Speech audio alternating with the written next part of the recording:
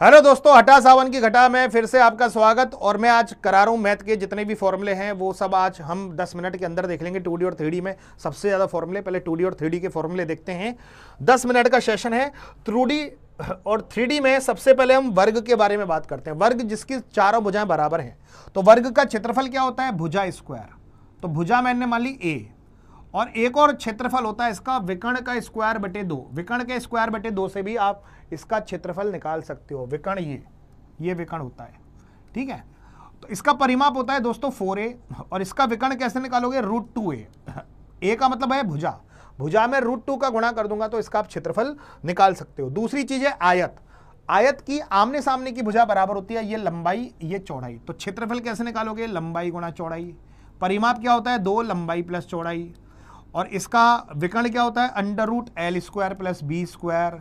ये आयत के क्षेत्रफल का फॉर्मूला। विकर्ण तो पता है ना, ये विकर्ण होता है, ये विकर्ण D, ठीक है। अब तीसरी चीज आती है बाबा समांतर चतुर्भुज, पैरेललोग्राम। पैरेललोग्राम भी एक ऐसा चतुर्भुज होता है जिसकी आमने सामने की भुजा बराबर रहती है। इसका क्षेत्रफल कैसे निकालोगे? आधार इंटू ऊंचाई। आधार इंटू ऊंचाई, आधार इंटू ऊंचाई। अगर ये आधार है तो इसकी ऊंचाई है h1, तो L इंटू h1। अगर ये B आधार लिया है तो इसकी ऊंचाई h2, तो या B इंटू h2। ये आधार है तो ये ऊंचाई दी होगी, ये आधार है तो ये ऊंचाई दी होगी।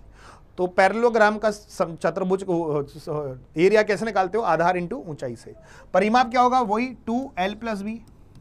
इसमें विकर्ण से संबंधित एक फॉर्मूला होता है d1 का स्क्वायर प्लस d2 का स्क्वायर बराबर 2L² प्लस B²। इस फॉर्मूले को याद कर लेना, बड़ा इंपॉर्टेंट फॉर्मूला है। d1 का स्क्वायर प्लस d2 का स्क्वायर बराबर 2L² प्लस B²। इसके बाद आता है बाबू समचतुर्भुज। समचतुर्भुज जिसकी चारों भुजाएं बराबर होती हैं, समचतुर्भुज। इसका क्षेत्रफल कैसे निकालोगे? 1/2 d1 इंटू d2, दोनों विकर्णों का गुणनफल, ये d1 और ये d2। और एक और क्षेत्रफल निकालने का तरीका आधार इंटू ऊंचाई। आधार और ऊंचाई से भी आप इसका क्षेत्रफल निकाल सकते हो। परिमाप क्या हो जाएगा? 4a। विकर्ण के संबंध में इसका फॉर्मूला क्या है? d1 का स्क्वायर प्लस d2 का स्क्वायर बराबर 4a²। ये फॉर्मूला आप समचतुर्भुज का याद कर लेना। इसके बाद आता है बाबा समलंब चतुर्भुज, जिसे हम बोलते हैं ट्रेपेजियम। इसके क्षेत्रफल का फॉर्मूला है 1/2 समांतर भुजाओं का योग और उनके बीच की दूरी। ये समांतर भुजाएं और इनके बीच की दूरी मैंने d मान ली। परिमाप क्या हो जाएगा? चारों भुजाओं को जोड़ लेना, a plus B plus C plus D, तो ये परिमाप हो जाएगा, ठीक है। समलंब चतुर्भुज जिसे ट्रेपेजियम बोलते हैं। अब वृत्त का क्षेत्रफल क्या होता है? πr²। तो परिमाप क्या होगा? 2πr। ये वृत्त का क्षेत्रफल की त्रिज्या, वृत्त का क्षेत्रफल क्या होता है? πr², और परिमाप क्या होता है? 2πr। अर्धवृत्त का क्षेत्रफल क्या होता है? πr² बटे 2। तो इसका परिमाप क्या होगा? πr प्लस 2r, या 36/7r भी लिख सकते हो। 36/7r लिख लो, या πr प्लस 2r लिख लो, जौन सा आपका मन हो वो लिख लो। ये हो गया हमारा अर्धवृत्त। अब बात करते हैं 3D में। 3D में आता है घन, क्यूब जिसे बोलते हैं। इनमें हम देखेंगे आयत, वक्र पृष्ठ का क्षेत्रफल, कुल पृष्ठ का क्षेत्रफल, विकर्ण। आयतन क्या होता है बाबू? इसका भुजा का क्यूब। इसका वक्र पृष्ठ का क्षेत्रफल का फॉर्मूला आता है 4a²। इसका कुल पृष्ठ का क्षेत्रफल का फॉर्मूला होता है 6a²। इसका विकर्ण का फॉर्मूला होता है √3a। ये घन के सारे फॉर्मूले, घन के 4 फॉर्मूले आपको याद करने हैं मेरे प्यारे साथियों। आयतन, वक्र पृष्ठ, कुल पृष्ठ और संपूर्ण पृष्ठ। और इसके बाद आता है घनाभ। घनाभ लंबाई चौड़ाई ऊंचाई, ये लंबाई ये चौड़ाई ये ऊंचाई। तो आयतन क्या होगा? लंबाई गुणा चौड़ाई गुणा ऊंचाई। इसका वक्र पृष्ठ का क्षेत्रफल का फॉर्मूला क्या होता है? 2HL plus B। इसे चारों दीवारों का क्षेत्रफल भी बोलते हो, चारों दीवारों का क्षेत्रफल। Total surface area 2LB BH HL। और विकर्ण होता है √L² plus B² plus H²। ये विकर्ण का फॉर्मूला हो गया। तो घनाभ में भी आपको 4 फॉर्मूले याद करने हैं। अब मैं बात करता हूं बेलन। बेलन सिलेंडर जिसे बोलते हैं। सिलेंडर का आयतन होता है πr²h। वक्र पृष्ठ होता है 2πrh।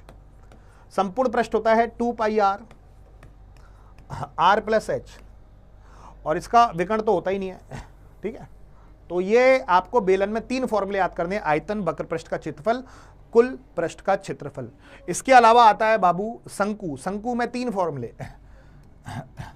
आयतन क्या होता है 1/3 पाई आर स्क्वायर एच। वक्र पृष्ठ होता है पाई आर एल। अब ये एल क्या है, ये एल है स्लैंट हाइट, इसे बोलते हैं आर, इसे बोलते हैं ऊंचाई, एच आर एल। ट्रिपलेट काम करता है, पाइथागोरस प्रमेय लगेगी इसमें।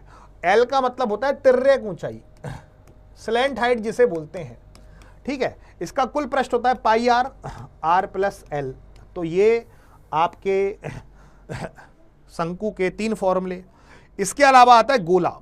गोले का आयतन क्या होता है 4/3 पाई आर क्यूब। इसका वक्र पृष्ठ का क्षेत्रफल क्या होता है 4 पाई आर स्क्वायर। और इसका संपूर्ण पृष्ठ क्षेत्रफल का फॉर्मूला भी 4 पाई आर स्क्वायर ही होता है ना। इसका वक्र पृष्ठ और संपूर्ण पृष्ठ सेम होता है, क्योंकि इसमें समतल पार्ट नहीं होता, पूरा के पूरा वक्र होता है।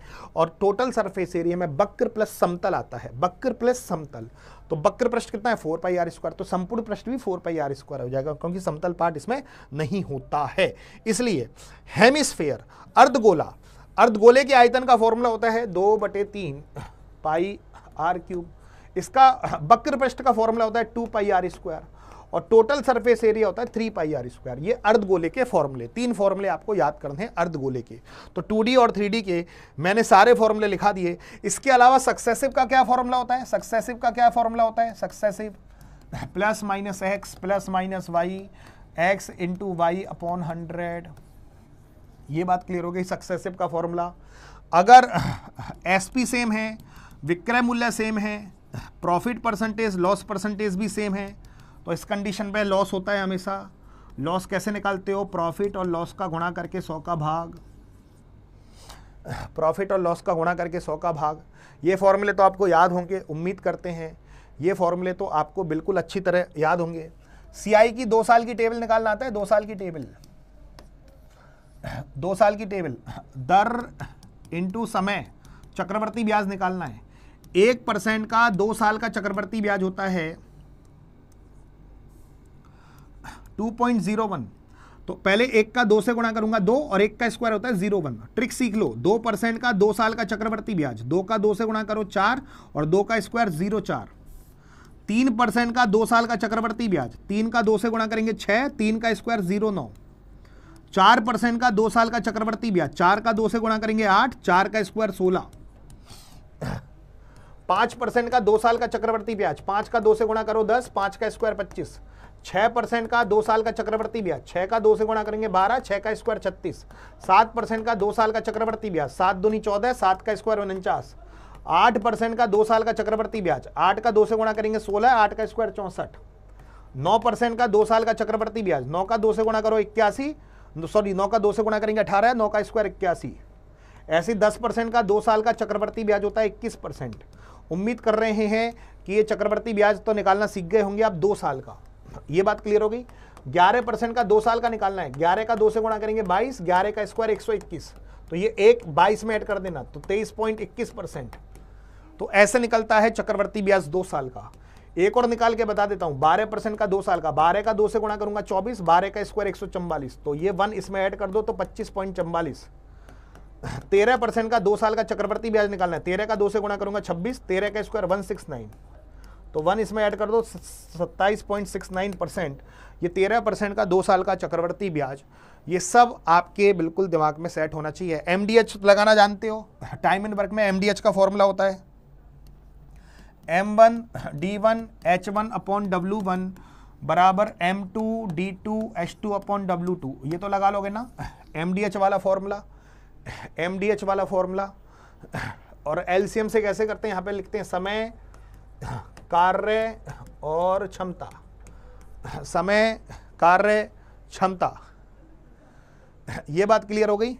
एक प्रॉफिट लॉस में एक क्वेश्चन आता है कि 1 रुपये में 5 पेन बेचा तो 20% का लाभ, तो 1 रुपये में कितने पेन बेचे कि 30% का लाभ हो। तो इसके लिए कौन सा फॉर्मूला इस्तेमाल करते हैं, SP into N upon rupees, SP into N upon rupees. ये वाला फॉर्मूला याद है ना, बहुत बार लिखा चुका हूं। अगर क्वेश्चन प्रॉफिट लॉस में इस टाइप का आ रहा है, 1 रुपए में 5 पेन बेचने पर 20% का लाभ, तो 1 रुपए में कितने पेन बेचेगी? 30% का लाभ। तो ये वाला फॉर्मूला इस्तेमाल करते हैं ना, ये वाला फॉर्मूला इस्तेमाल करते हैं ना दोस्तों।